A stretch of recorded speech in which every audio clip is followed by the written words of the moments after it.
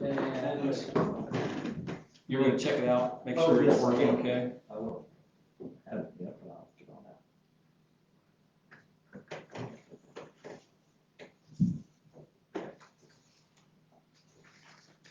So in the past, we had Dr. Kuhn's computer we started, but then sometime it was timeout. That's what happened one time. And so we went ahead and remodeled and put it on the, well, it's always been on here, but he could do it remotely. So we're all good there. We're good. All right, so we're ready to go. Mr. Porter's here, so. We'll call to order this work session. Yep. And just a reminder, this is our work session, and so we are talking again about strategic plan number 4, which is facilities. There's a lot to that, but we're just welcoming Dana and also Dave. And so I guess we'll just go ahead and begin. And who's going to start? Dana, are you starting for Barton Cove-Vilma? Probably. Okay. And since we have the handy dandy camera here, I will change it to spotlight on here. So right there it is. Look at that. Now we can see you. Yeah, don't put a spotlight on here. No spotlight. So, well, welcome today. Thank you for coming and sharing the information you have for us. So gentlemen, what you have in front of you, you've got everything we're going to talk about tonight in the little handout packet. But there are 3 copies of the graphics at a little larger scale. I know sometimes 8.5 by 11 can be challenging. I know it is for me, especially as I get older. So, what we have for you tonight is basically a discussion about the Northfield attendance area, specifically what's the future of Sharp Creek Elementary School. Walking into this conversation, the administration told us that it was pretty solid that the 6th graders are going to move into Northfield Junior Senior High School. There's a spot already identified for them to land in. But that won't be until the following year of looking at all the conversations in 2024, 2025. Okay, but that is an assumption of everything that we're looking at tonight. 6th graders are moving into the existing Northfield building.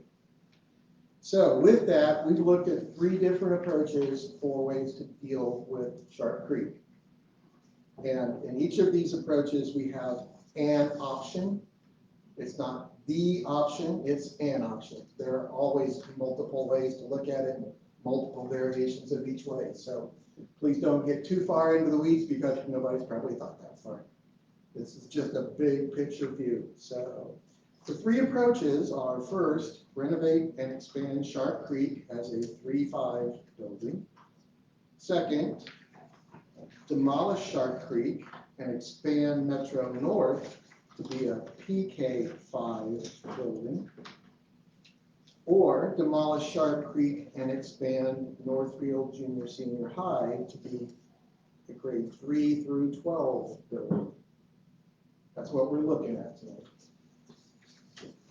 In the 3 through 12 version, Metro North remains a PK2. With that said, yeah, what we'll do is I'll go over one of the approaches in the graphics, and then Mr. Jankowski from Whiting Construction will address some high-level costs. He was tasked with giving you a sort of an order of magnitude reference between all 3, and it's reasonably detailed for doing that at this point in the game. So that way, as we walk through it, you have both the notion of how this might work and what it might cost for each of the 3 approaches. So as you look at the first one, the first image you see is nothing more than the existing Sharp Creek floor plan. And over on the right side is a line that begins to define the western edge of Northfield High School. That's just a point of reference. So as we looked at this, we said, if you're going to expand or renovate and expand Sharp Creek, it makes sense to connect the buildings and try to make some of these spaces, give them the ability at least to serve more than just the younger population. Maybe some pieces can serve the older population as well, so you can get more bang for your buck. That's where the second page comes from. Concept here is connect the buildings with the shared spaces. primarily the gym, which is the big red box in the middle there.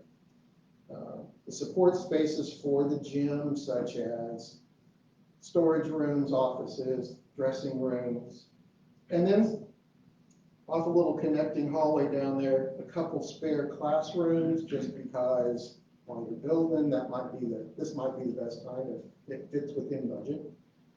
And then finally, that purple box on the corner is where we located the office for Sharp Creek, because it's still a 3-5 building. It's still going to need its own office for principals and counselors and the things that go with an elementary school. And once we get to the site, you'll begin to understand why we located it there. But within the plan itself, it also acts as a kind of a point where you can either shut down that corridor or allow kids to pass through.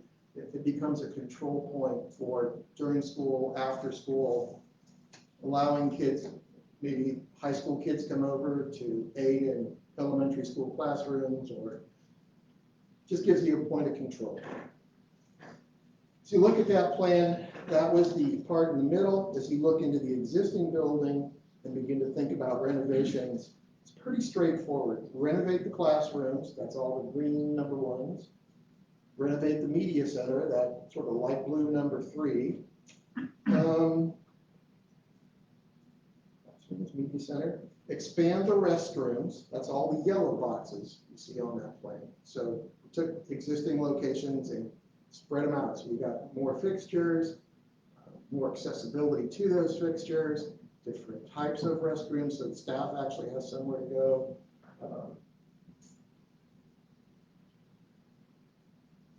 Then the area that occupies the office now, because that moves out, we'll take that chunk in the middle of the building, renovate it for both support spaces for the media center, but also support spaces for the school at large, being work areas for teachers, collaboration or pull-out spaces for students for speech, or for English language learners, or for RTI, or whatever the purpose might be.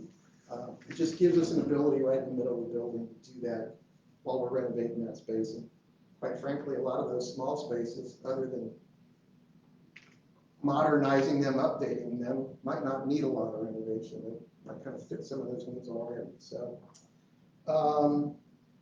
beyond that, then we look to the existing gym, that pink area, number 4. We're looking to that to become the cafeteria for this building, but more than just a cafeteria, to still serve as a large group instructional space. So maybe there still are bleachers in there that you can pull and set a large group of students in there, have a program, do the kind of things you want to do with kids in this building. And finally, then as you get to the north end, expand the kitchen and serving area. It would be across the hallway from the cafeteria, but there shouldn't be anything else going on. And number 7 on the northeast corner of the building, expand the boiler room and receiving. So all those spaces just work better for the population you've got, things flow better. The day can be as efficient as possible. That's sort of the quick look at the plan. If you're still with me, I'll jump one more page and we'll talk about how this fits on the property. So as you look at that site plan, number 1 is the existing Sharp Creek. 2 is the addition that we're talking about in the middle. Notice it connects to the existing Sharp Creek in a couple spaces there on the left, and over to the Northfield High School with one hallway at the right. So we've got flow between the 2 buildings and have it controlled. If you notice along the bottom of that, there is a gray sort of line that cuts across there. The thought being we'd be able to bring the driveway on across from east to west. And now it gives you more options for how you stack parents for drop off or pick up, how you handle that. That's the reason that the office came to the front of the building, was so we could sort of line up the front door for the high school, the front door for the elementary school, and try to get some flow to your traffic in the mornings, or more so in the afternoons probably. Along with that, adding some pavement for staff to the west side of Sharp Creek, because we're taking it where the buses park now. Giving more pavement at the back of the building too, so buses can come around, do their pickup and loop and head back out. So that's sort of the Reader's Digest approach to option 1. If you have any questions on what we laid out, thoughts about it, things you see concerns with or things you like.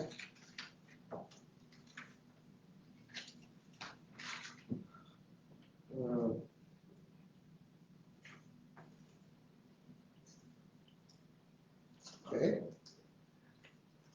If you want to, I can let Dave now get up and talk a little bit about the price and where this thing fits in the grand scheme, so. Okay. I understand a copy of what I'm gonna present here was given to the group here maybe a week or so ago, maybe longer. We were asked to, by Bart Coda to get involved with them, and based on our experience and recent experience on K-12 market, come up with an order of magnitude estimate together for these three options. So we put that together here on the three estimates that you have there. When we put the estimates together, we not only were looking at construction hard costs, but we were also looking at the overall soft costs, which include design and engineering fees, legal fees, things that equipment, systems that the school may buy outside of construction, and what we've seen historically happen on past projects, with the ultimate goal of giving you an idea of what your potential bond issue could be, depending on what option you choose. The two things we do not have included here that you would need to get from your financial advisor would be the bond issuance costs and any capitalized interest that might be involved in the selling of the bonds and so forth. So it does not include those two things. So on option one, there's a lot of detail there. I'm not going to go into a lot of that unless you have any questions. If you look at line item number, forgot my glasses here, so I'm going to do the best I can. Line item 67 is the hard construction costs of about $27.4 million. And you'll see there in line items 58, 59, and 60, we do have design contingency included, construction contingency included, and we've also allowed for potential cost escalation that may happen between now and within the next year, when the documents would potentially be done and the project would go to market for bidding. So we try to account for that as best we can based on what's currently happening in the market. Below that, you'll see the cost preliminary numbers for design fees and reimbursables. And then in the blue section, you'll see we've applied a 20% factor for other owner soft cost items, of which the examples I gave you before. Typically, we would see that number in the 20 to 30% range, but since this is in all three options, it's kind of an existing school, so we're not necessarily starting from scratch. So we're budgeting on the lower end of that 20 to 30%. We've got a 20% factor in here for the potential soft costs. And when you add all that together, this option one, again, without capitalized interest or bond issuance costs, comes out to roughly $34.6 million.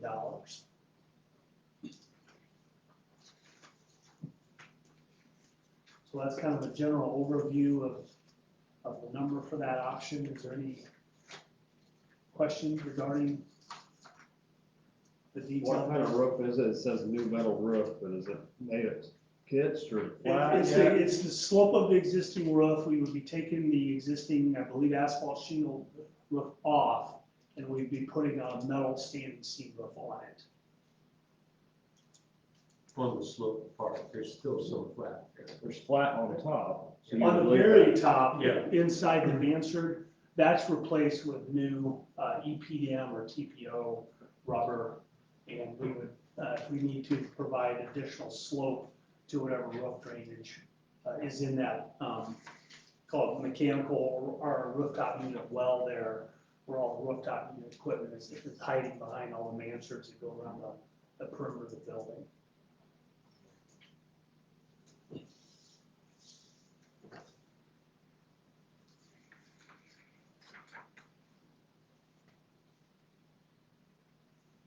Any other questions from anybody? All right, that was option one, so in no particular order. Okay.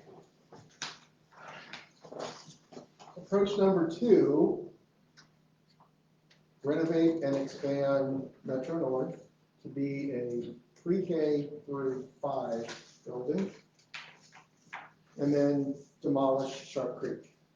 So the existing Metro North building is the first page, just like the last time.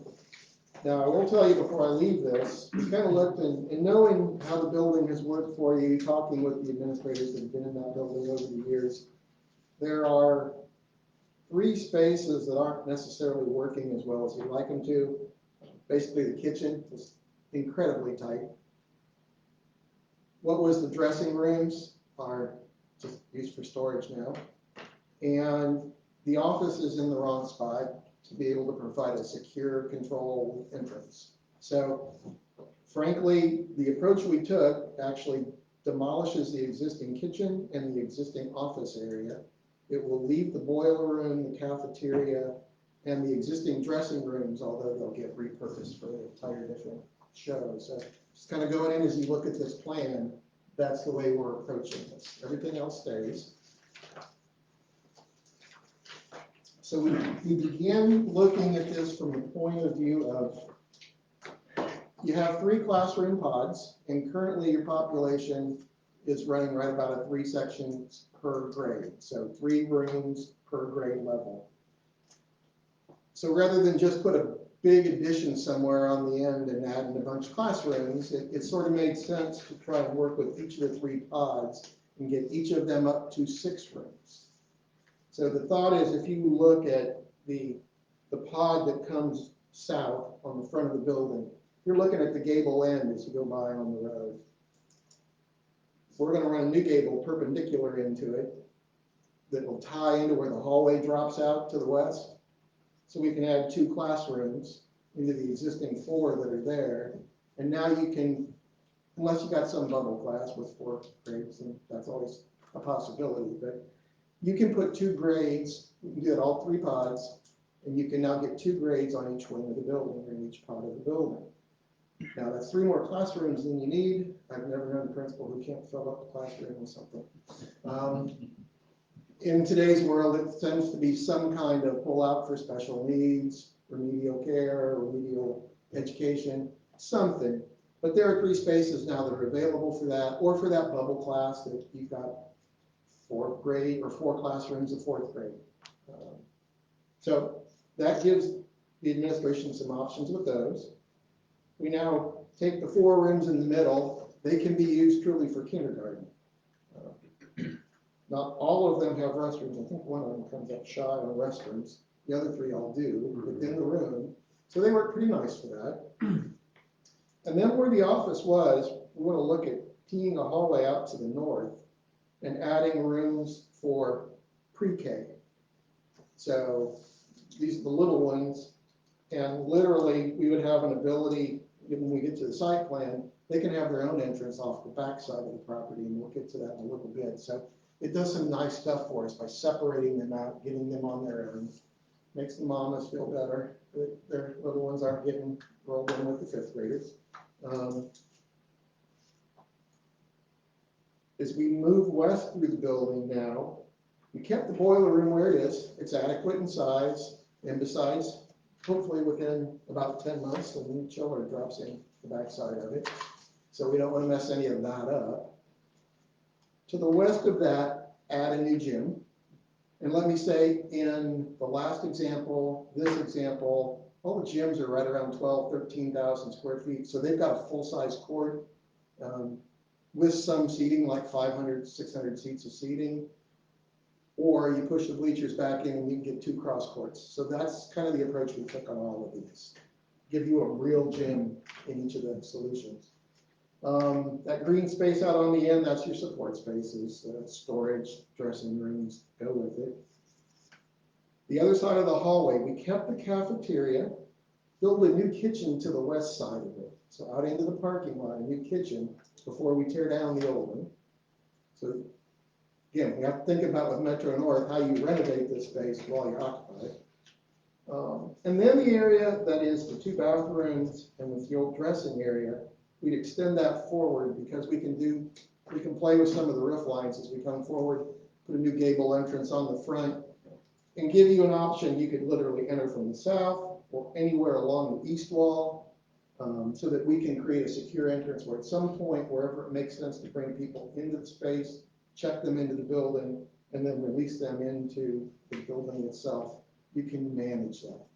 So I really think there's probably a little more square footage there than we need for an office, but for the purposes of today's, it's sort of, this is how it might look or how we might go about it. I think in a nutshell, that gets the most of the plan. Let me jump to the site if I may. And on the site, we took the approach of a loop road, whether it follows the path that I'm showing, starting east of the tree line, coming around the back, with literally a small parking lot in the back, because preschool parents literally pull in, park their car, take their student inside, or park their car and pick them up at the end of the day. They don't just stand in line and wait for them to come out.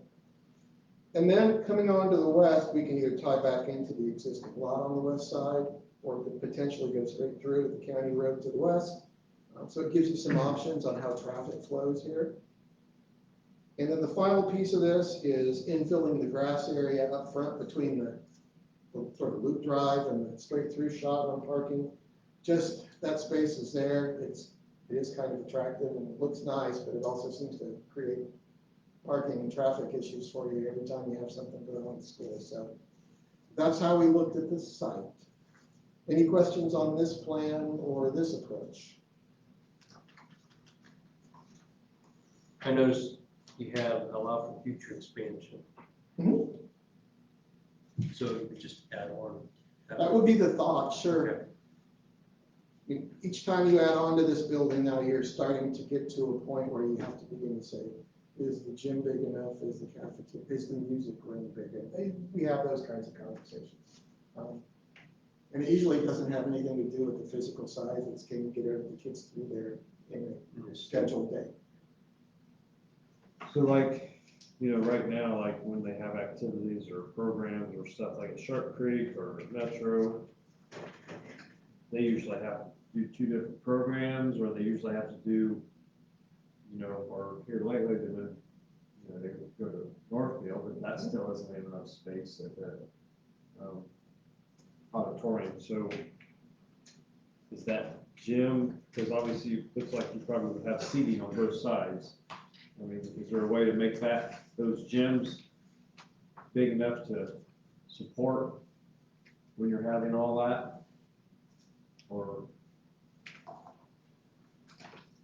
Gotta be careful how I answer this. I don't want to sound flippant, but I've never been able to make one bigger. Okay. I just, the crowds that come for some of these things, and half a dozen a year. When you look at the cost, Usually one per grade, isn't it? when you look at the cost of the space that you need to get all those people in for one event, and you're not going to use that for any really other purpose, unless this is a field house attached to the high school. And paving, you need to park all those people, that especially in elementary school, will never get used except those half dozen times. It just, most folks get to a point where they go, no, we can't justify. It was just. No, it's a very good question. It's just a very difficult thing to answer. Talking about seating and like what's going to Scott's question, you said the bleachers maybe would set like 500-600 people in there? What my draftsman showed when he put this together was maybe 5 or 6 rows on each side. What we tend to end up doing is pushing that main floor to one side and stacking everybody on one side, so that when you have a program with the kids, they're all seated on the one side. And likewise, because you enter this gym from the hallway on the south, we really don't want parents walking along the baseline in the middle of the game, get to their seat, especially grandma and her walker. So we tend to pull those all to one side. And so we can get more in the range of 7 to 8 to 9 rows of seats. And over the length of a court, that tends to run somewhere between 500 and 700 Okay, seats. okay. I see, there's one elementary that we go to, they've kind of got that type set up, but then they've added a little raised up area, stage on the far side, so that the kids are up higher, and they've got seats down on the floor for those programs. I mean, is that something That is- you've done before? We have, and that is certainly something you could consider here. That's why they raised it up, is so that people sitting on the floor can see. No, They get twice as many people sitting in the seat everywhere. we've done quite a few of those over the years. Any other questions? Dave? Well, let's go quicker this time. I'm not gonna reiterate again, how the numbers were put together, but just in summary, if you look at your cost option number 2, hard construction costs, as noted on line item 54, is a little over 21 million. And then when you add soft costs, again, engineering, architectural fees, and then the blue section, all of the potential owner soft costs at the 20% factor. Option 2 equates to about $26.5 million for this option. So I just thought of something that kind of goes back to the Sharp Creek one. So you said, how do you make this work while you have existing kids? So how do we make Sharp Creek? There are a lot of different ways to look at it. The conversation we had about this was, we build the gym first in that hallway. We put some temporary partitions up in that gymnasium before the floor goes down, with the concrete's down there. We can move a gym this size, we can probably get 10 classrooms in there. So we could literally renovate 10 classrooms at a time in Sharp Creek by having the kids set up in temporary rooms in the new gym.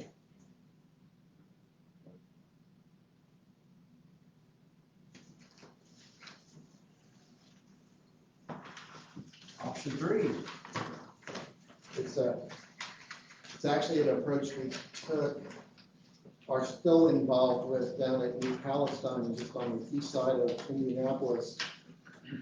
We tore down a chunk of their high school. It was once upon a time an old elementary that got connected to school, but high school. We tore that all down, renovated, expanded their building. Well, they needed rooms because we were tearing them down a bunch, and they were full.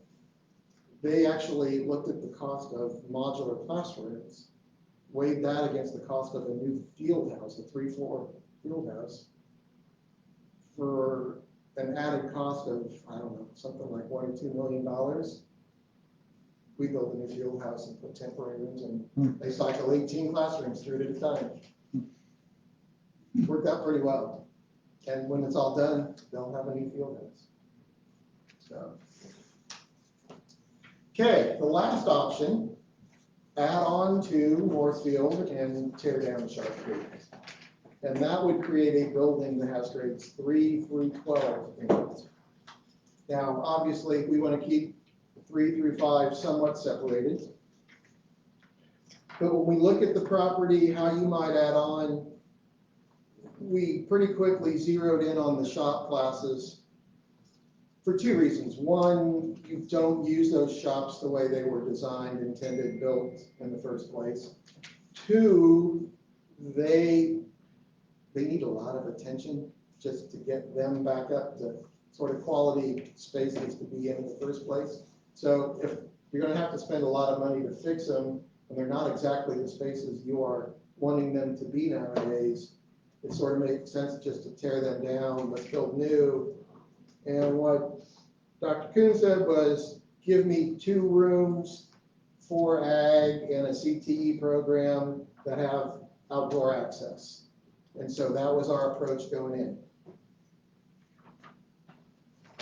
So if you flip the sheet or flip the page, this approach grabs from the northwest corner of the classroom block at Northfield. We took that northwest classroom and extended it to the west and make that our new office for the 3-5 part of this building, with a secure entrance there off the parking lot, kind of the back end of the parking lot.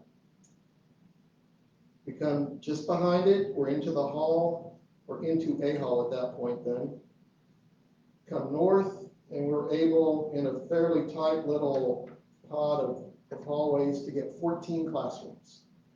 So 3, 4, and 5, 3 grade rooms per classroom, that's 9, plus an art, plus music. I think Chris was looking at 12, and that even gives you a couple spares, just to start out with. Yellow spaces, again, bathrooms. The 9s might be support spaces, either for the gym or for the school. The gym sets to the west. It begins to move towards your existing gym and field house. Locker rooms off the back of it, and we can connect to the lobby for the varsity gym. So Mr. Holly has another contained courtyard he's got to take care of now. He's got he needs that drone with the lawnmower, I think. But that's the approach to this. As you see the green heading down through the existing hallway, that's the location that's been pegged out for the 6th graders to move to. And while there's no intention of renovating the home ec or the fax areas, we just kind of highlighted that you could get 4 good-sized classrooms out of that space if you thought about how you deal with fax and how you deal with that program while you're thinking about CTE and some of the other things. So then we looked at ag and whatever the other CTE program might be that you're looking at, and we gave you a couple 1,200 square foot classrooms down here on the southwest corner. And they can be whatever you want them to be at that point, as long as we have a way to get out of that hole. So we thought by keeping them separate, it keeps some flexibility for what those programs become or what you think they are and what those physical constructions need to be. But that's how we looked at this approach. Any questions with this one? I guess the first thing I see is, we got 3 through 5 there, and you just have 2 bathrooms. Well, yeah, it would be probably boys and girls on both sides. Those are big enough boxes for that. Yeah. Big enough. So just like all the rest of them, we got at least 3 or 4 sets of bathrooms for that many grades. And those are the details we need to work through. That's a valid concern at that grade level. So the one thing I do like about it with 6th grade going in where they've been picked for, it also puts this office in close proximity to support whatever the middle school, how you manage that and how you deal with that. So that was just something that sort of worked out for us. It wasn't necessarily a whole lot of thought given to it. I guess I should flip over to the site. You'll notice we highlighted the additions in yellow like we've done on the others. The thought being the loop road will be extended on around. You see that box off to the west side? That's the existing playground, just kind of picked up and moved over. Now, obviously, when we move the playground, it's all new. We rarely move existing equipment. The insurance companies don't like that. In fact, they don't even like you taking it and giving it to somebody. They don't see you throwing it in the trash and go away. It's a shame. But another location after we laid this out that got brought up and discussed was you're looking at redoing the tennis courts. If the tennis courts were to move east, potentially that playground could move to the north of this building and leave you more of that whole parking lot out there for cars and whatnot. So you could have more space out there after you tear down Sharp Creek.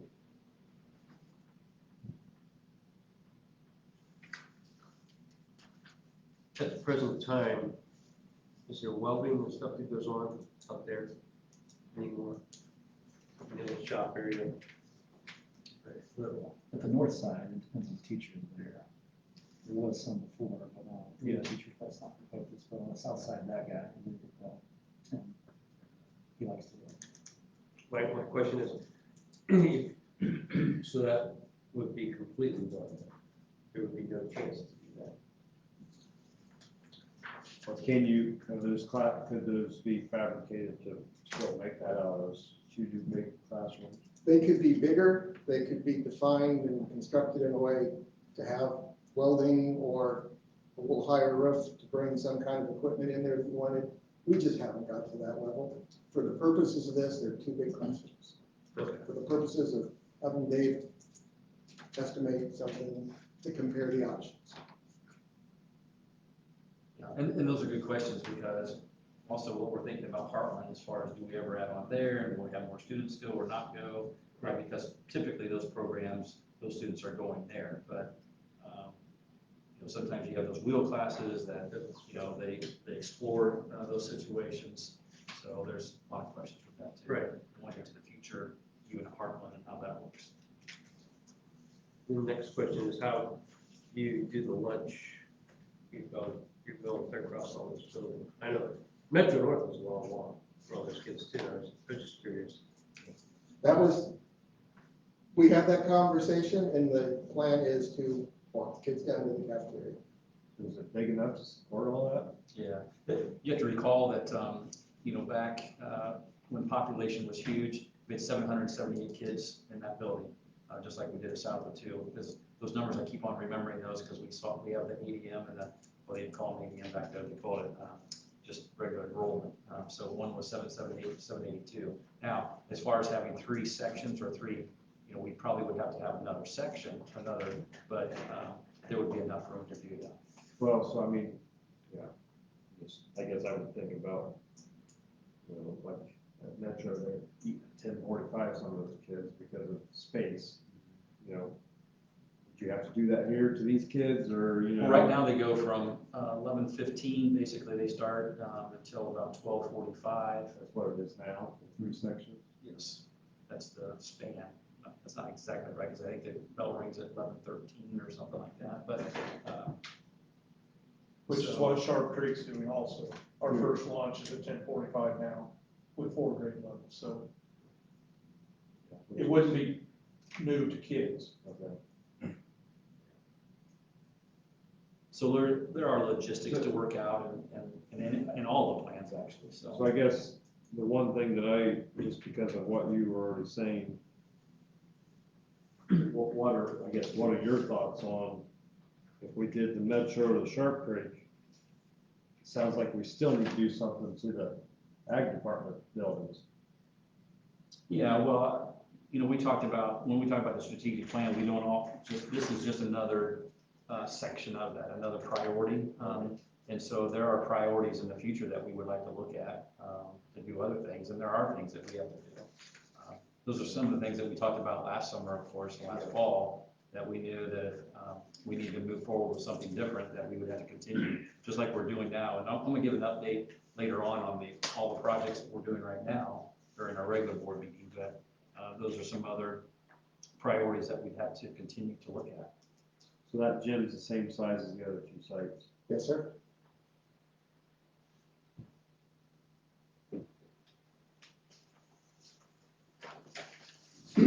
And quickly, looking at the numbers on this option, line item number 57, a hard construction cost of about 28, almost 28.8 million. Well, that includes design. Construction only cost is line item 47 at a little over 27 million. And then when you throw in all the hard costs on this particular option, you're almost at 34.2 million.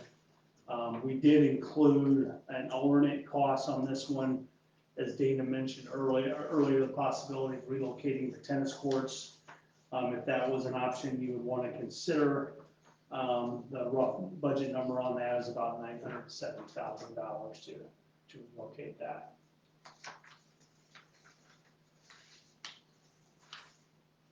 Dave, I don't think you need glasses, you did it well. Yeah, I do this a little bit. So what, I guess looking at that, so why is it because of demolition costs? I'm not looking all along. Looks like, seems like we're getting less with that project as just as much as it is, First one, Sharp Creek. first one, Sharp Creek, and then Metro, it looks like we're getting more and it's cheaper. That's what it appears like. Yeah. For sure. Well, on each one of the options, you'll see the square footage that's been included in, whether it's new construction or renovation. And if you look at option 1, it looks like we're touching about 69,400 square feet. Option 2, we're touching about 49,300 square feet. And then option 3, we're touching, what is that, 57,600 square feet.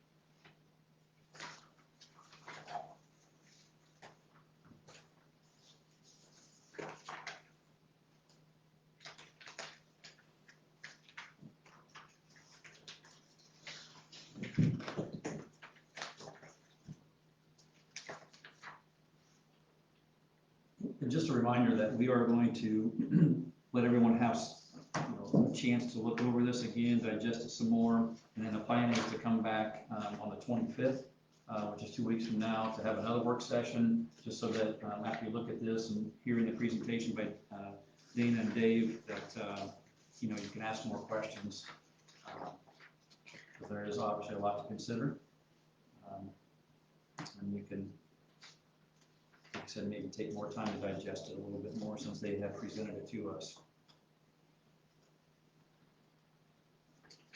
So we would like to finish this up in just a couple, 2 or 3 minutes, so we can get ready for the other meeting. But for today, for them to look at any other situations, questions about any of the work that they have done, or anything else you have, or if you think of something between now and next 2 weeks from today, you can let me know, or Chris, and we can get those questions to them too. So.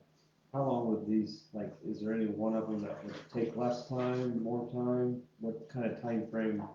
If you started a project, how long would it take to do one of these? That was asked in an earlier meeting, and I think I said anywhere between 18 to 22, 24 months, depending on the phasing. It's the phasing that gets you. If we could do it all at one time, we could probably get it in 12 to 14, but when you get into the phasing, that really extends things. I don't think we have a summer coming up that'll be 12 or 14 months. We need COVID. Don't say that. Simplicity of the 3, I mean, with the kids and everything, what would be your choice of the 3? Just from a logistical Yes. standpoint, Or you need to report back on that, you don't have to give me an answer Yeah. tonight. Well, we do know that Sharp Creek, right, the Sharp Creek model, you'd have to move students, like you're saying. that would probably be the most difficult one Yeah. logistically, it's renovating Sharp Creek. That's the one I'm looking at to me, that'd be all those classrooms and everything. Yeah. And like Dana, we've done this before, we did it for Adams County School, where we put on a new gym and then we built temporary classrooms inside, and it works, but it's, Was that Adams Central or? yeah, I'm sorry, Adams Central, yeah. So you use like the field house? Yeah. That they put up, and that was We their put up classroom? wood, semi-permanent partitions where the teachers could I hang remember. boards on the walls and had desks in the rooms, and they had doors. They made it work. Hope your kids behave, because everybody hears when someone gets in trouble. The old. But I think that one logistically would probably be the most difficult. The other two, I'd have to study that a little bit more on if one's more difficult than the other. Obviously, 2 of them are very close in cost. Give us square footage on line item number 1 though for your bang for your buck, you're getting another, basically 12,000 square foot versus 1 and 3 option. You're gonna spend that kind of money.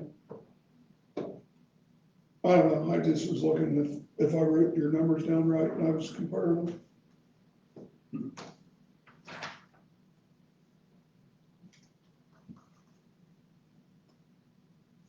I don't have any more. If you don't have any more questions for now, I will shut our Facebook Live off and get ready for our next meeting. Any other questions? Don't want to cut it out since we have the experts here tonight. All right. Hmm.